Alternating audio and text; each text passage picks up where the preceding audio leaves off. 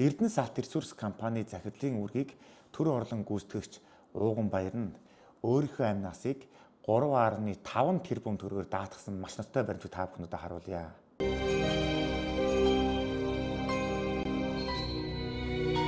За 2023 оны 7 дугаар сарын 5-ны өдөр Эрдэнэс Монгол компанийн төлөөлөн удирдах зөвлөх хуралдаад Эрдэнэс алт ресурс компани захирлын үүргийг төр орлон гүйцэтгэгчээр Эрдэнэ чулууны Ууганбаяр хэмээх ердөө 85 оны одоо 40 орчим настай залуу томилсон байдаг юм байна.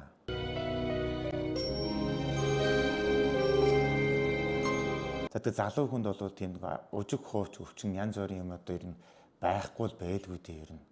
За гэтэл тэрээр өөрийнхөө амь насыг одоо байгууллагын 35 сая төгрөгөөр нийтдээ 3.5 тэрбум төгрөгийн одоо үнэтэй одоо нөхөн олгоор авах зорилгоор хийсэн байгаа нь бол одоо төрийн өмчөд одоо үнэхээр зүй бус хандсан ийм ноцтой үйлдэл хэмээгдэж байна.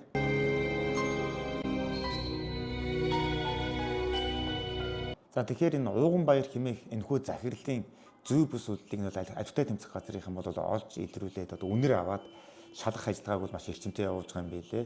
За тус компани одоо аудитын 2 ч тайлан над дээр одоогоор бол ирчихсэн байгаа. Тэгээ тухайн тайлантай масан тайлсныхаа дараа та бүхэнд бүрч ноцтой мэдээллүүдийг үргэлжлүүлэн хүргэх болно.